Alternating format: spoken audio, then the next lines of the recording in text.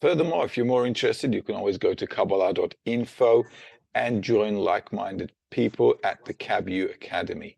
And there you'll be able to find people close to you as well if you want to ever study the wisdom of Kabbalah. Now, we're going to carry on as we do every Tuesday. Now, these lessons are excerpts from our lessons that are for students who've been with us for a while. But if you feel like you want to listen in, you certainly can do. So we're going to touch on the topic from the love of man to the love of the Creator. We touched on this topic last week. So if you're interested, you should listen to that one as well, because I'm not going to make an intro this week. We're going to move straight on to Baal HaSulam, item number 5, which is where we left off. All right.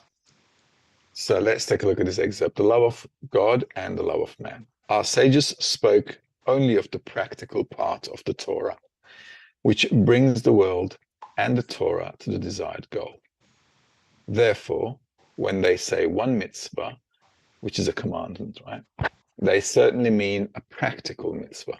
This is certainly as Hillel says, meaning love your friend as yourself. It is by this mitzvah or commandment alone that one attains the real goal, which is to reach adhesion with the Creator. Thus, you find that with this one commandment, one observes the entire goal and purpose.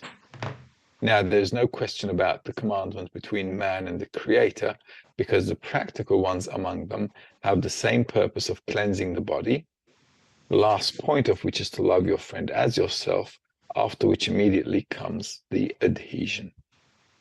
All right, so let's go over it again step by step. And if you guys have any questions, shoot them through and let's clarify each sentence for ourselves. So our sages spoke only of the practical part of the Torah, which brings the world and the Torah to the desired goal. So basically, we need to do one thing, is what they're saying. All right, so don't worry about doing 1,001 different things, because there's only one thing that we need to be working on, and that, according to Hillel, is the love of others. There's nothing else we should be working on, because if I work on loving others, that should really prevent me from doing anybody any harm anyway, right? If you think about it logically, right? So we won't be doing any harm to anyone we care about. So if I do this one thing, if I get this one thing right, everything else should automatically be fixed. So this is why Kabbalists are doing, a straightforward study, a very practical study, like he says here. Deal with this one thing and take care of everything from one end to the next. So that practical commandment is only the love of others, which we need to work on. So it is by this commandment alone that one attains the real goal. Now, the real goal is to have the same attitude or approach to reality like the Creator. Okay, because what we want to do is we want to grow up. Okay, we don't want to remain as little children here. We want to grow up. Growing up means being like the Creator. Just like when we grow up, we become like our parents, right? If we become parents as well, we become like them. So here as well, the concept is very clear. We want to grow up, and growing up, living inside reality or existing in reality like the Creator is the purpose. So if we attain this, we'll be able to look at life from a different perspective. And that different perspective is the same perspective as the Creator's. Now, there's no question about the commandment between man and the Creator, because the practical ones among them have the same purpose of cleansing the body.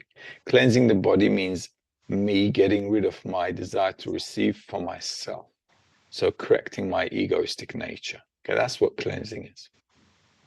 So the purpose of cleansing the body means not the physical body, obviously it's the desire to receive, that's what's called the body. The last point of which is to love your friend as yourself, after which immediately comes the adhesion with the Creator. Because once I change, my attitude towards everything changes. So if I can love other people, I can also love the Creator, right? Because I've changed. So my attitude towards the whole of reality changed.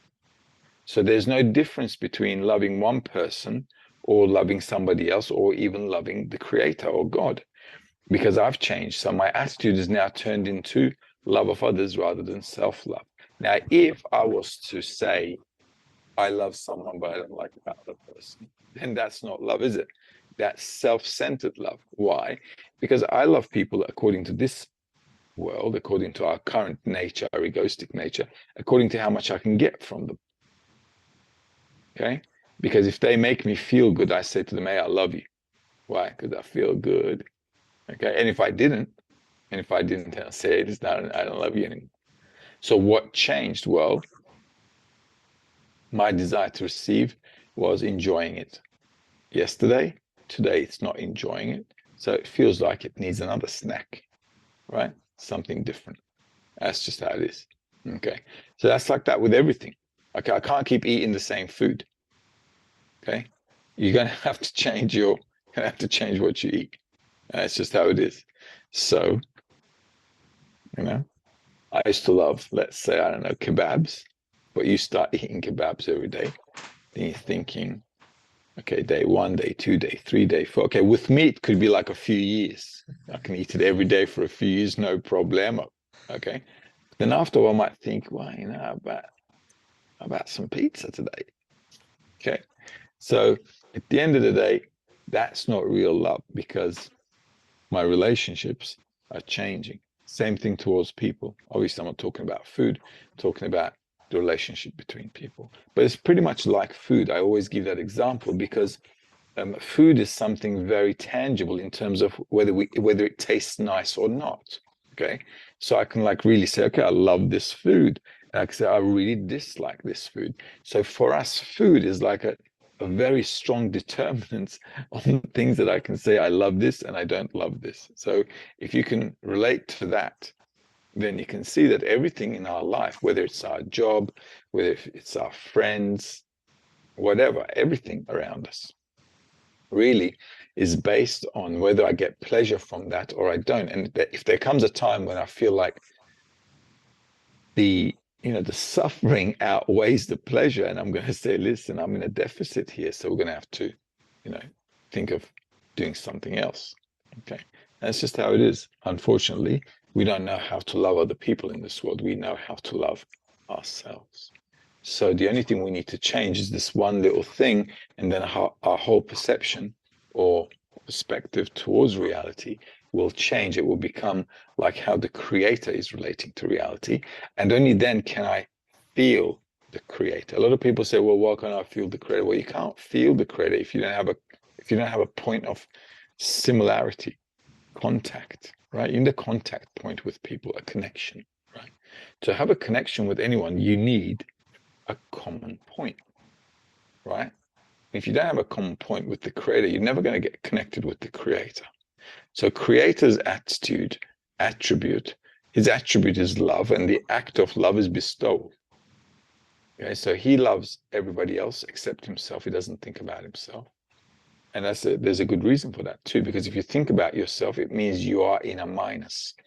It means you are not perfect. It means you're imperfect. So if the creator was to think about himself, we could conclude that he's not perfect. All right? Think about that for a second. Why do we always think about ourselves? Because we always want something, right? Because we always want pleasure. So even if you eat your favorite food, and then after a while, that taste disappears from your palate, right in the middle of your favorite food, you're thinking about dessert. How does that work out? Well, because you get your first bite, second bite, third bite, you're getting diminishing returns. Diminishing returns means at the end of the day, you take 10 bites and that's it. You're no longer feeling the kebabs.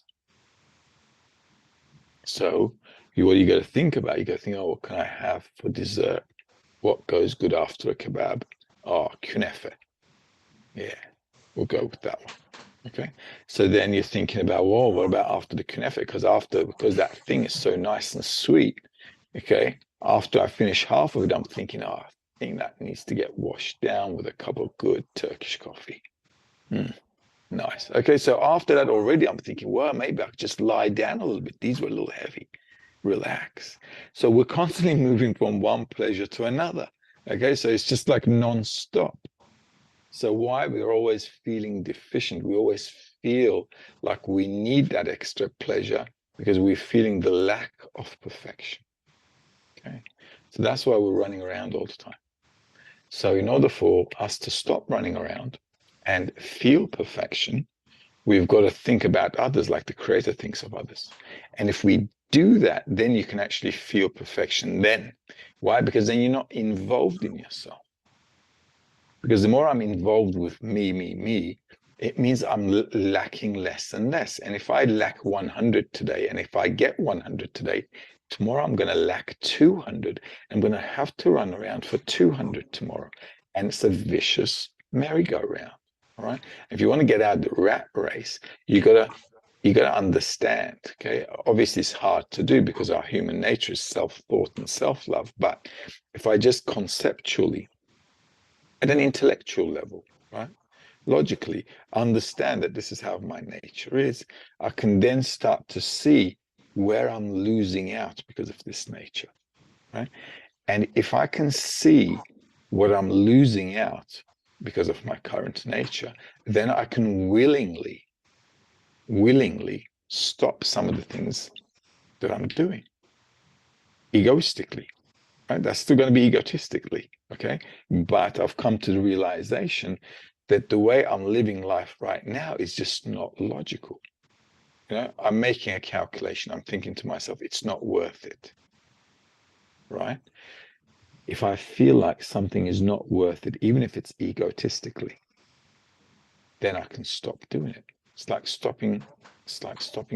giving up smoking or alcohol, right? You feel like it's really damaging you. And then you think, you know what, I'm just gonna say these lahaims with water from now. So that's just how it's gonna be. Okay. It's just how it is.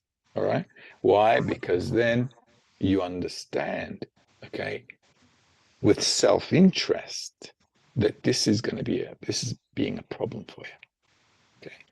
So this is why in the wisdom of Kabbalah, as we advance more in the love of others, we see how we are far away from the love of others. Right? And then we see how our self-love is always controlling us. And then we can't get away from it. We're like in shackles all the time.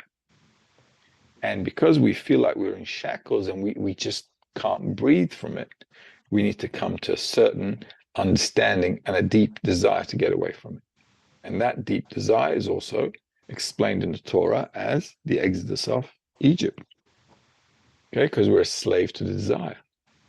That's why we're always running around, slave to the desire, from one desire to the other, as I just explained with the food example. So add on to that a bunch of other desires we have corporeally. It's just a non-stop run around.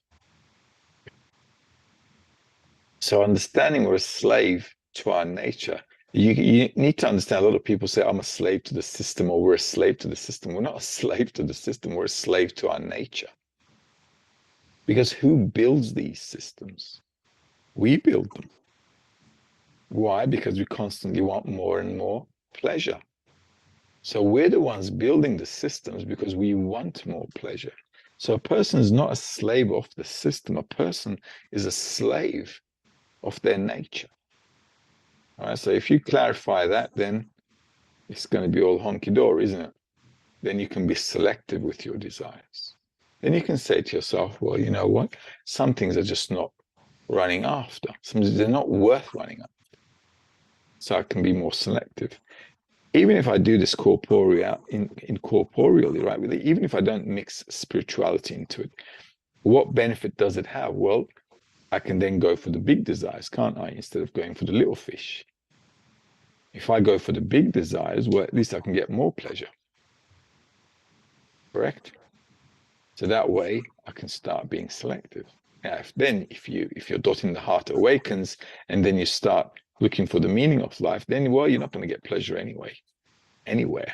So you can stop running altogether. Okay.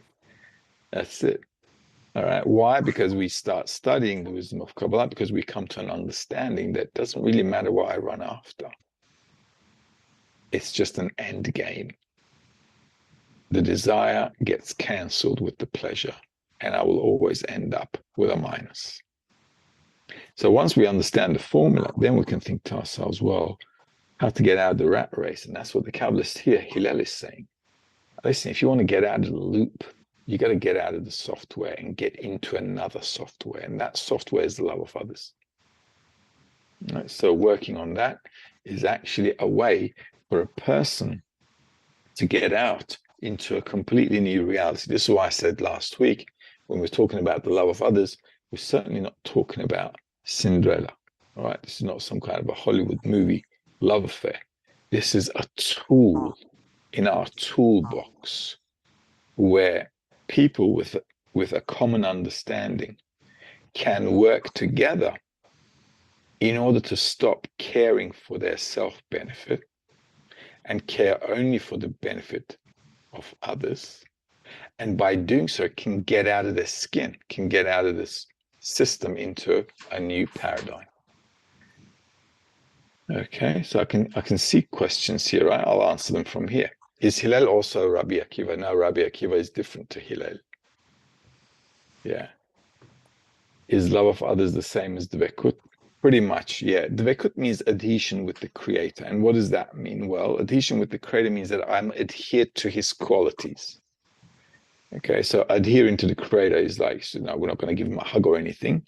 Okay, it's like, I'm connected to his qualities. So we've got common qualities which are like connecting us, adhering us together. And that's how it is. Okay, Rabash, this is item number 6. The Creator has given us commandments between man and man, by which man accustoms himself to work in favor of his neighbor. By that, he comes to a higher degree to having the ability to work for the Creator as well. Otherwise, even though a person engages in Torah and mitzvot, which is the wisdom of Kabbalah and the commandments, he cannot engage for the Creator. It therefore follows that if he engages only in Torah and not in doing good, he cannot work in order to bestow because he lacks the quality of love of others. It therefore follows that although he engages in Torah and mitzvot, if it is not for the Creator, it is as one who has no God. For if he truly had the sensation of godliness, he would certainly be engaging in order to bestow. But if he had engaged in doing good, then he would have the quality of love of others, by which he would also come to love of the Creator and would have the ability to observe Torah and mitzvot for the Creator. It turns out that a person should have the power and force to overcome his qualities, to turn them into being in favor of others. For by that, he will later be rewarded with working with those qualities for the Creator. Okay, so let's dig into this as well. The Creator has given us commandments between man and man. Now, when we're talking about the Creator giving us commandments, obviously he doesn't need to give us commandments, does he? So a lot of people say, why would the Creator, command us to do stuff? Okay. Does he need that? Okay. Would he need it? What does he need it for? He doesn't need it for anything. Commandment means the laws of nature. If I hold them, I can be in unison with the flow of nature, which is the same thing as God or the Creator. Okay, so the commandments, when we're talking about God giving us commandments, he's not going to be there on the mountaintop giving us tablets on stuff and say, hey guys, you got to keep the rules, house rules. Okay, that's not how it is. The concept here is that there are laws in nature, and if we want to attain that completeness, the wholeness, that flow with the Creator, those are things we need to integrate ourselves into correctly. Those are commandments, okay? And as you can also see, the humans are the only created beings that do not follow laws of nature. See, the still, the vegetative, and the animate level, they're in harmony with nature. And they keep balance. But humans are the only ones out of whack. So this is why it says it's between man and man. So we have to keep this balance between ourselves in the way we interact, by which man accustoms himself to work in favor of his neighbor. So I have to, by doing this exercise for working for others, what I'm actually doing is I'm kind of cultivating myself and raising myself to a new state of existence. Otherwise, even though a person engages in Torah and Mitzvot, for us, Torah and Mitzvot is the wisdom of Kabbalah. Torah comes from the word Teorah and Horah, as you guys know. So it's a user manual, which should bring us enlightenment. And Mitzvot comes from the word Tzivui. Tzivui means commandment. So if we do the study and we keep these laws of nature, then what can he do? Otherwise, even though a person engages in Torah and Mitzvah, he cannot engage for the Creator. Okay, so if I don't do this exercise within a group of people, it means I can't work with the Creator. Why can I not work with the Creator directly? Well, for one thing, I do not sense the Creator, do I? Okay, so if, for example, you had an invisible friend we couldn't see or hear, and you told us you were going to go and play with your invisible friend, how do you think we would look at you and perceive you?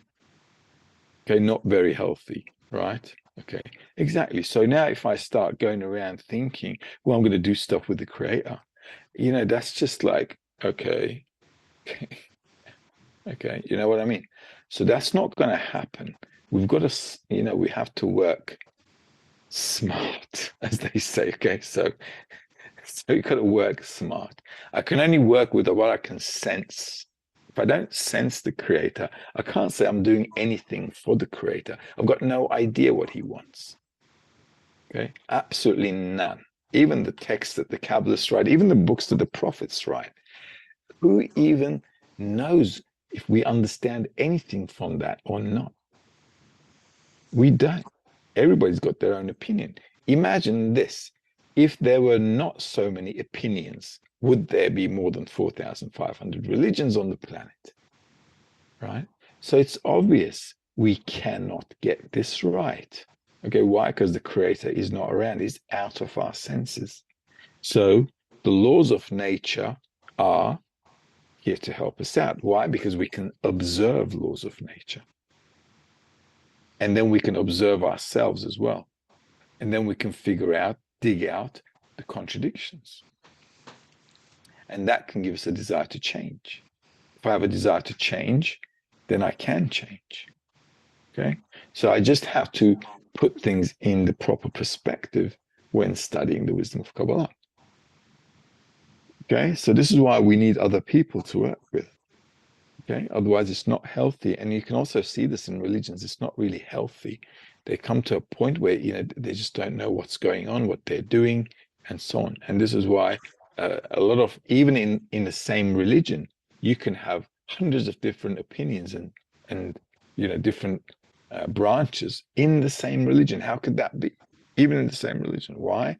Because nobody really understands what they're talking about. So we have to observe things that are obvious to our eyes and to our senses.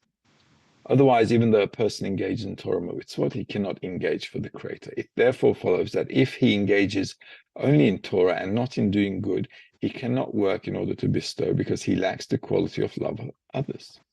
So if I just do what other people do in religions, just read the books and do something with my, hands and legs or whatever, okay, it's not really going to work out. Why?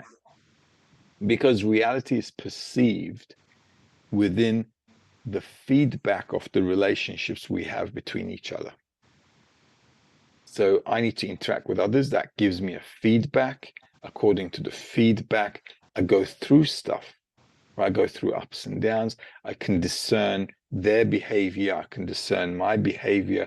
I can come to some kind of a conclusion as to what I'm like, what they're like, what life is like, and so on. But if I was on the mountaintop living there forever on my own, I'd never get to anything. I can't get to anything because I don't have any interaction with other people. Okay, I would only have interaction with animals and trees and rocks. So that would only take me lower. Why? Because we're all a product of the environment. So the important thing here is to elevate our environment into the human level, interact there, and then in the interaction in the human level, then I can think about what I can not think about, I can actually see what's wrong. This is also how we live in society, right? When we integrate ourselves into society, we start to see what's wrong in society. But if I wasn't there, if I don't get in there, if I don't stick my head in there, I never know what's wrong in society. So this is really important for us to understand. Why? Because this is how we're going to decipher our nature, figure out what our nature is like, and then we can work on it. It therefore follows that although he engages in Torah and Mitzvot, it is not for the Creator. It is as one who has no God, for if he truly had the sensation of godliness, he would certainly be engaging in order to bestow. So anybody doing anything else other than bestowing to others is really not doing anything. Nothing. Waste of life. But if he had engaged in doing good, then he would have the quality of love of others, by which he would also come to love the Creator and would have the ability to observe Torah and mitzvot for the Creator, which means to reciprocate for the Creator. So, like I said, the Creator doesn't need us to work for him, right? He's not looking for employees. It's not a job opening. Working for the Creator means that I'm actually relating to him like he's relating to me. Okay, so we've got this like relationship going.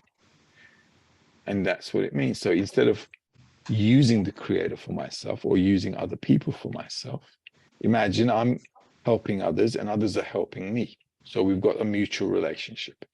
Okay, everybody is giving. Same thing with the Creator. If the Creator is giving and I relate to the Creator in the same way, then I'm working for the Creator, but he's working for me as well. It's not like I'm working for him. He's working for me. I'm working for him, because one without the other is not going to happen. This is why in reality, we always have two opposite ends: plus, minus, day, night, sweet, bitter, man, God. All right. So they're actually two opposite things. The Creator is bestowing.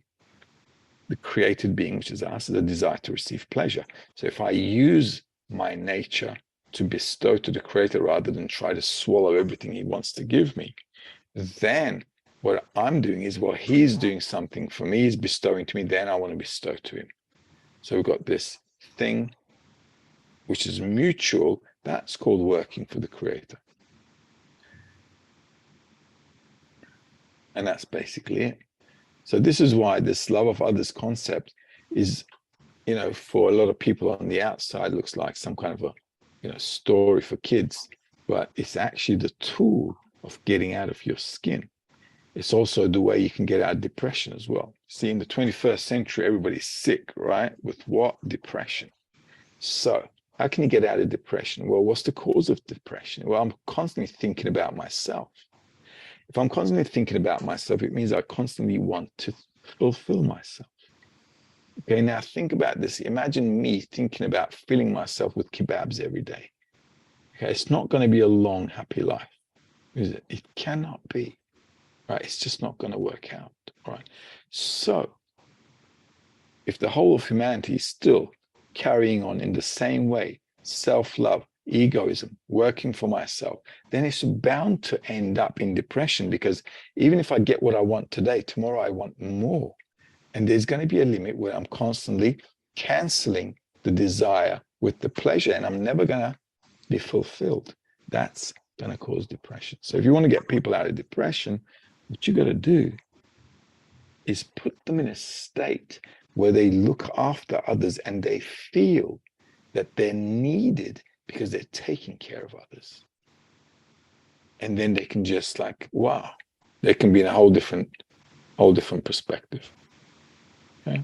So these are like important things to understand. Otherwise, they're going to be writing medicine for everyone. Okay, because you can't fix it any other way. Okay, so this concept is really important. It's the basis of our study.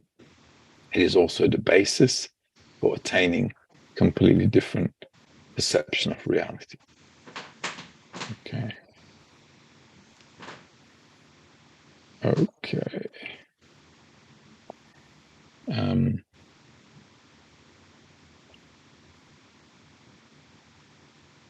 So, okay, so when I'm praying, it's for others, but I desire in my heart for Creator to change me is better.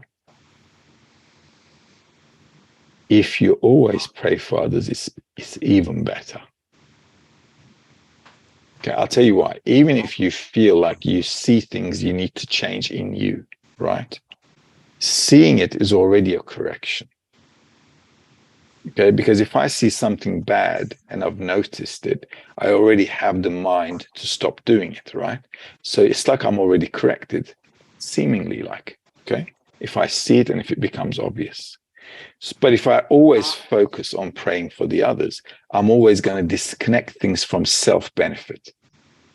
That's a much faster way of advancing. Even for the correct things, if I just always think about others, that's going to be the best way to move forward. Because then you can't make a mistake there. Okay, you can't make a mistake because you're constantly thinking about the others. Okay, so let's read number 7 from Baha Islam's The Peace article.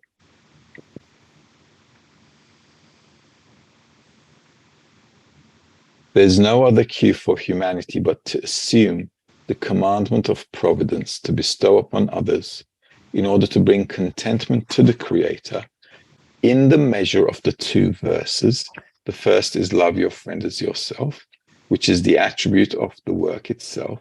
This means that the measure of work to bestow upon others for the happiness of society should be no less than the measure imprinted in man to care for his own needs. Moreover, he should put his fellow person's needs before his own.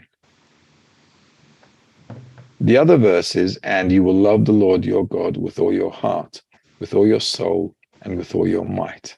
This is the goal that must be before everyone's eyes when laboring for one's friend's needs. This means that he labors and toils only to be liked by the Creator, as he said, and they do his will. Okay, so let's dig into this one as well. You see, it's that very nice and practical stuff once we dig into it. Sometimes when we read Bala Islam and Rabash, it's like a bit above us, okay? But if we just take a little bit of time to think about it and bring together the things that we've learned from before, they're really talking practically. There's no other cue for humanity but to assume the commandment of providence to bestow upon others in order to bring contentment to the Creator in the measure of the 2 verses. The first is love your friend as yourself, which is the attribute of the work itself. Now, in case you haven't noticed, we're already living in this commandment, right? So I go to the bank, they give me money. I jump in a cab, he takes me from A to B. The farmers are working for me so I can eat, right? So I've got factories doing me clothes. Okay, I've got teachers teaching my kids. The whole world is actually bestowing to me, right? The system is already working in bestowal. Everybody's already bestowing to each other, but it's working egotistically. And because it's egoism, the power of egoism is working, we're always trying to, although I'm bestowing to you, I want to abuse that bestowal, right? This is how it's working. So all we have to do, we don't have to change the system. We've got to change our approach to what's already created. Okay? I just have to fit myself in correctly. That's it. So once I fit myself into the system correctly, then it all begins to make sense. Because even now, the whole world is bestowing onto me everything, right? You know, somebody's making the computers so we can have this dialogue. I know somebody's creating the phones. Everybody's actually doing something for everybody else, aren't they? So if I was to, come up with anything for myself, I wouldn't really progress, would I? It would just be me. But by actually doing it for everybody else, the whole world is actually prospering by it. So this is the whole concept. So we can see, obviously, that everybody is already here in a system. And one way or another, good or bad, mostly bad, obviously, since we're in egoism, still, though, completing each other, right? Providing for one another. Okay. So the problem with this is our attitude. So the society is already showing us that we cannot really live without society. So all we have to do is change the attitude between ourselves so that we can function correctly rather than eating each other up. We should all be like looking after each other, and then everything will be nice and balanced out. This is why they're like always talking about the love of others, because if I don't switch from loving myself to the love of others, society will never have peace. It will never, ever, it cannot have peace. It's not possible. Okay, so this means that the measure of work to bestow upon others for the happiness of society should be no less than the measure imprinted in man to care for his own needs, which is actually what Hilal is saying. He's saying, listen, don't do to others what you don't like being done to yourself. Okay, so what am I doing with that? I'm actually caring for others as much as I care for myself. Okay, so he's saying this is not impossible to do. Just treat others like you want to be treated. Okay, because you can imagine how you want to be treated. So adjust yourself and treat others accordingly. So now this thing now is no more a rocket science, is it? It's just 1 + 1 = 2. Why? I just have to think before I do something. Okay, that thinking is a problem for humanity. It's a big deal. Now I've got to think before I do something. Ooh, okay, but that's just how it is. Okay, what do we call that in the wisdom of Kabbalah? Intention before the action. All right, which is what we studied this morning.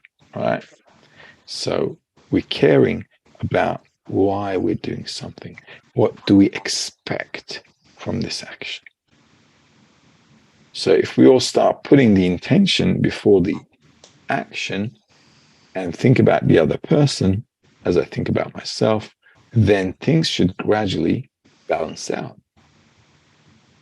And the other verse is, and you will love the Lord your God with all your heart, with all your soul, and with all your might. Well, obviously, it's not that God needs our love. Humans need to love like the Creator. That's what the love of God is, right? The God does not need our love. What he would like to see is us coming to that level of perfection. And that's called the love of God. Love of God means loving like God loves others, right? So how should I do that? With all your heart. What does the heart mean? With all my desires. With all your soul, with all my intentions. And with all your might, with all the power of God. Okay? So this whole thing should be all your might is all my coarseness, all my desire. Okay? So all my desires need to be intended to the max towards the Creator, and that's what this sentence means. Then a person comes and reaches a level of perfection, which is to exist in reality like the Creator exists in reality. And this is the goal that must be before everyone's eyes when laboring for one's friend's needs. So by actually taking care of others, do I take care of myself? I'm actually getting closer to that goal. This means that he labors and toils only to be liked by the Creator. So I don't really need to keep in mind anybody else when I'm doing the action. Obviously, I want the benefit of others, right? That's for sure. Okay. But the whole concept here, it's not because we want to be goody-goody two-shoes, right? Okay. What we want is to aim to exist like the Creator in reality. And that's really important because we don't want to turn this into some kind of a, I don't know,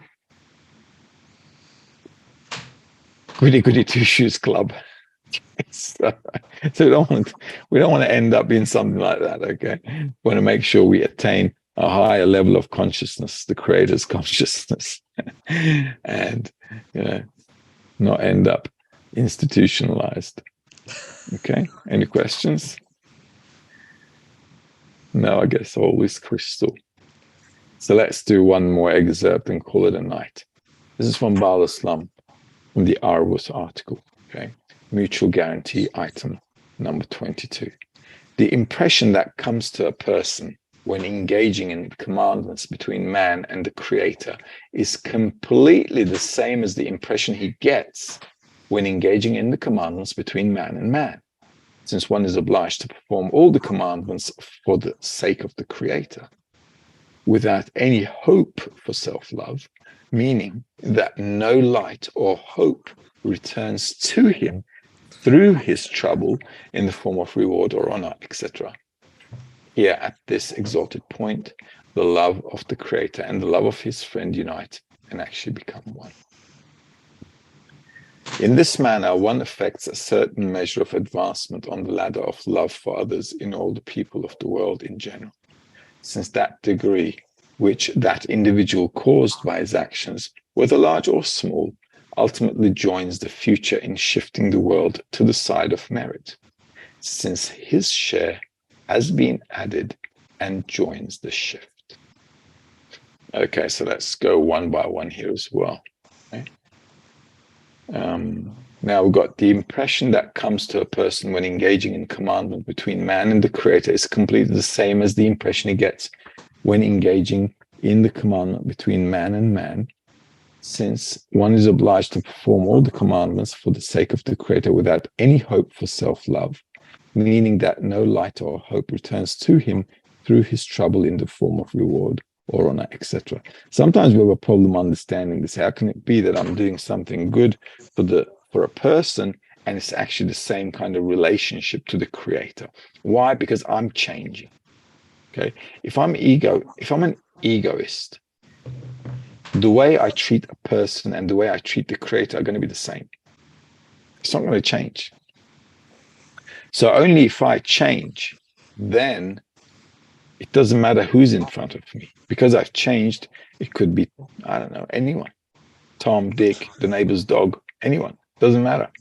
Because I've changed. So the way I relate to everything changes with me. So whether I've got the Creator in front of me or whether I've got another person in front of me, it doesn't really matter. Why? Because I'm now behaving according to the laws of nature, according to the Creator's nature. Okay, so that's why it makes perfect sense to work with people, because with people, I can get positive or negative feedback. And both are good, because with the positive feedback, I know where I can advance. With the negative feedback, I know what to change. Okay? So all of them becomes becomes a good place to work. But if I was to imagine I'm working for the Creator all the time, I'm surely going to make mistakes. I will not get anything right. Okay. Here at this exalted point, the love of the Creator and the love of his friend unite and actually become one. So it's the same thing. Loving a person, loving a Creator, no difference. In this manner, one effects a certain measure of advancement on the ladder of love for others in all the people of the world in general, since that degree which that individual caused by his actions, whether large or small, ultimately joins the future in shifting the world to the side of merit, since his share has been added and joins the shift. So the more I actually correct myself in my relationships with other people, and the more I get corrected, it's like I'm correcting the whole system. Okay, because I'm a functioning part of the body, right? So it's 8 billion people, all of us part of one reality. So it's like all the organs and the cells and all the bones and the tendons and everything are part of one body, and all of humanity is part of one body, right? Because what do we always say? The drop of water in the lake and the lake, it's the same water. Okay? So whether I take just me or the society or the whole planet, it doesn't really matter. We're looking at the same thing. So if I change for the better, then the whole system changes for the better. Okay, so one bit of correction in myself helps the whole world get corrected, because we are in everyone and everyone is in us. It can't be in any other way, right? Even if you take a little cell and you just blow it up into megapixels, you'll discover a whole world in it. So even like a cell is like a whole universe within itself. Okay, it's the same thing. All right, so from one little cell into the whole of humanity, we're just looking at the same thing within focus or out of focus. Okay, so looking at the minute details and looking at the whole general, it's the same thing. That's why the laws of nature cannot and do not change. They apply to everything, from the smallest atom or the cell to the whole of society or the whole of reality. It doesn't matter. So if I can figure out a way while studying the wisdom of Kabbalah, if we study it correctly, then what we're going to do is we're going to figure out how to correct the attitude between all of us.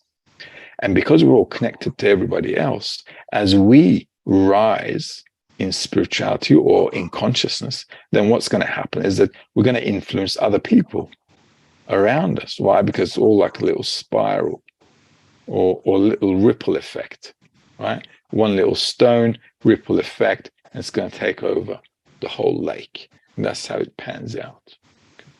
So it's very important for all of us to get our heads around that and do the work, like they say, in a practical way.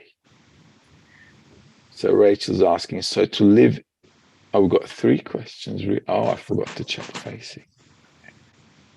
Rachel's asking, so when praying is for others, yeah, I'll answer that one. Ingrid is asking, what can one do if one wants to use the friends for material purpose, and how to overcome it? Well, you know, like in a business. Where's Ingrid? Is she around? No? Okay. Well, we don't go down that alley, okay? Because if you want to connect spiritually with someone, corporeally, it's just going to break down. Why? Because where corporeality enters the game, our ego isn't going to rule. So nothing will really come out of it. It's best not to do it. Okay. So don't deal with material stuff, corporeal stuff in terms of, I don't know, business, loans. Don't go and be a guarantor for someone with a bank loan or whatever, okay? Be smart. Okay. Isoke is asking, a person may not stop their individual rat race to really think about how they want to be treated and how to treat others this way. How do we switch ourselves and help the friends to do this scrutiny? Well, we can only do it if the environment influences us. All right, because like we're all in a rat race during the day, right? I've got work, you know, all kinds of stuff running around, kids, family, health, you know, whatever life throws at you, right? So, but at the end of the day, what are we really doing? We got the morning lesson, we got the lunch lesson. In between, we're like meeting with the guys. We're trying to integrate spirituality one way or another, even doing this, right? In the evening, right? It's like for you guys, maybe daytime or wherever you are, depending.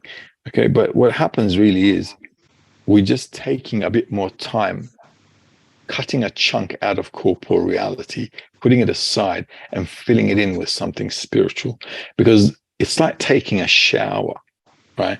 So imagine I'm taking a shower every day because I'm studying spirituality. I'm kind of like washing myself, brainwashing myself, actually, if you think about it, right? Because the world is telling me I've got to behave in this way if I want to survive. And the Kabbalist is saying, listen, this is definitely not the way to survive. It's a shortcut to the grave, okay? If you want to live correctly and nicely, you've got to balance yourself out.